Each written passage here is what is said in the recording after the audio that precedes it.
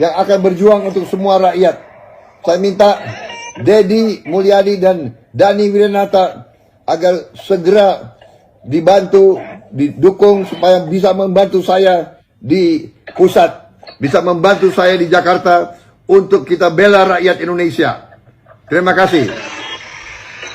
Terima kasih Pak, salam buat Bapak, sehat selalu. Enak aja, kita yang kerja, kita yang bayar pajak buat negara, mereka mengukur-ukur perut kita hanya naik 9 US dollar per bulan. Pabrik PT Sanken Indonesia di kawasan Cikarang resmi menghentikan operasionalnya per Juni 2025. Keputusan ini datang dari kantor pusat di Jepang yang memilih memindahkan lini produksi ke negara asalnya. Pabrik ini dikenal memproduksi komponen elektronik seperti power supply dan transformator industri. Nah, kalau sudah kejadian di PHK massal, kemana partai buruh yang mengompor-ngompori para buruh untuk berdemo minta naik gaji? Peduli nggak partai buruh kepada kalian yang sudah di PHK karena berdemo? Kalian hanya dimanfaatkan oleh partai buruh untuk berdemo, untuk minta naik gaji, tapi ujung-ujungnya kalian di PHK, mereka diam. Bahkan ketuanya tidak peduli. Ketuanya sedang makan-makan enak, sementara kalian dipecat. Lur, Said Iqbal, jabatannya serba presiden, Lur. Ya, jangan salah. Presiden Serikat, ya kan? Waduh. Iya. Biar gagah dikit, ya kan? Kalau kagak gagah, kagak bisa narik iuran dong. Gimana sih? Ya. Lalu ada lagi Presiden Partai Buruh. Waduh. Kapan dipilihnya, Pak? Perasaan belum pernah pencoblosan saya. Udah jadi presiden aja.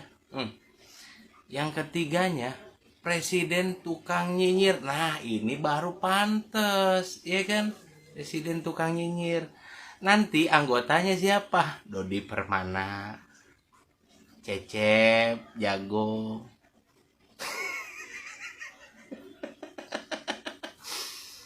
Dewa, ya kan? Terus siapa lagi tuh? Ya, dan kawan-kawan lah di situ. Jangan lupa rekrut juga Eko Widodo. Udah cocok lah, ya, sekolah. Oke, bye. Ada 70.000 PHK dalam 4 bulan. Buruh siap gelar aksi besar-besaran.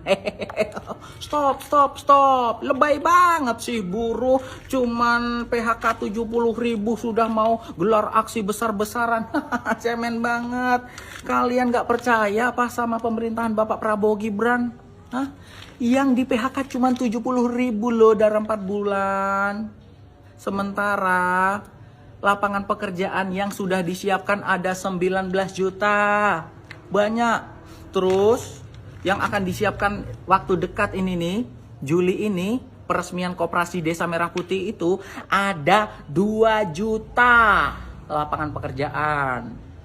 Udah santai aja, cuma 70.000 nanti ditaruh di Koperasi Desa Merah Putih seluruh Indonesia. Udah terserap semuanya. Apalagi? Terus angka pengangguran sekitar 7 juta lebih itu gimana? Ya gampang. Pak Prabowo Gibran sudah menyiapkan 19 juta lapangan pekerjaan, santai, nggak usah ribut, nggak usah rusuh, nggak usah demo besar-besaran. Apa? Pemerintah sudah menyediakan lapangan pekerjaan besar-besaran 19 juta. Kalian masih nggak percaya sama pemerintah? Hah? Pemerintah kita baik. Pemerintah kita nggak pernah bohong. Bapak Prabowo, Mas Gibran tidak pernah bohong, tidak pernah hoax. Mereka baik, akan menepati janji-janjinya. Ya, soal 19 juta lapangan pekerjaan santai aja, ditunggu sambil tidur, biar nggak kerasa kalau kalian susah. Kalau kalian sekarang memang nggak punya uang untuk makan, ya udah makan mie ya. Irit, kalau nggak bisa makan mie, nggak punya uang, ngemis. Tenang, Bapak Prabowo Gibran ada solusinya kok, santai-santai ya. Jangan demo, jangan demo. Tunggu Bapak Prabowo Gibran memberikan janji-janjinya ya. Mogok nasional, siap mogok nasional. 5 juta buruh, kita stop produksi. Ratusan ribu perusahaan-perusahaan kita hentikan. Di situ mereka akan takluk dan tunduk pada kekuatan buruh. Kita lumpuhkan daerah. Astagfirullahaladzim. Makin kesini, Said Iqbal orasinya sudah mulai mengibarkan bendera politik. Demi kepentingan pribadi, demi kelompok, demi kepentingan partainya mau mengeluarkan pegawai. Wahai para sahabat, teman, adik, kakak, saudara yang saya hormati, yang saya sayangi, saya banggakan. Dengar warning saya sampaikan kepada kalian. Ingat bahwa kalian itu adalah sebagai pahlawan, sebagai pejuang, sebagai pendekar keluarga yang dibangga-banggakan. Ingat ketika kalian mau melamar kerja, terkadang tidak punya uang, istri punya anting sedikit untuk fotokopi lah, untuk ongkos lah. Anak pakai cincin kecil aja dijual. Sang istri dengan ikhlas, dengan apa, punya milik hasil jerih payah pun mungkin dia. Anak dikasih mungkin dari neneknya pun juga, umpamanya diberikan demi supaya kalian bisa kerja. Lantas sekalian sekarang menjadi kebahagiaan anak dan istri karena kalian punya upah tiap bulan. Siapa yang memperjuangkan kalian? Siapa yang kalian perjuangkan sekarang? Siapa? Kalian sekarang bukan menjadi pejuang orang yang orasi ini yang demi kepentingan pribadi, keluarga, demi kepentingan pribadi, demi kepentingan kelompok, demi kepentingan partai. Bukan. Yang pertama, kalian pejuang para inspektor yang memberi upah kalian. Kalian adalah pahlawan para inspektor yang dimana mengerjakan dan mengupah kalian. Dan kalian pun dari kewajiban kalian yang baik diberi hak untuk anak dan istri. Kalian adalah pahlawan untuk para inspektor. Kalian adalah pejuang untuk para pengusaha-pengusaha. Bukan Anda memperjuangkan orang yang orasi demi kepentingan pribadi, demi kelompok, demi golongan, demi partai. Ingat, semua calon pejabat, semua yang berorasi dimanapun ketika sebelum jadi pejabat, wow, war-warnya saya akan begini, saya akan begini. Walau itu semua sudah jadi bullshit. Mana yang peduli kepada kita? Nah sekarang Anda tidak sadar mencari kerja itu sampai ada yang pergi menjadi PMI, pegawai migran. Sekarang pergi TKI dari mulai dunia ada semua. Apa ngomong ke para TKI tersebut? Karena sulit mencari kerja di Indonesia. Sampai ada yang korban tidak sedikit bermasalah di luar. Kalian sekarang enak kerja di negara Republik Indonesia, tidak jauh dengan keluarga. Dibanggakan keluarga.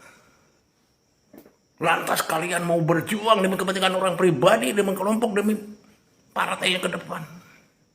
Kalian mau jadi tumbal, kalian mau menjadi korbankan. Nanti 5 juta orang mogok nasional, ratusan pengusaha akan tidak bisa produksi, kemudian akan takut kepada kalian, akan nurut kepada kalian. Bego.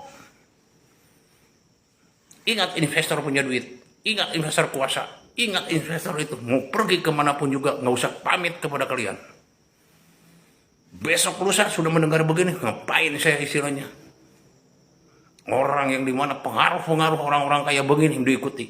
Tetapi saya yang menjadi mengupah, saya yang memberi upah, yang bisa mensejahterakan keluarga kalian punya apa? Saya bantu dengan membeli tenaga kalian. Lantas kalian malah memperjuangkan orang yang tidak apa-apanya.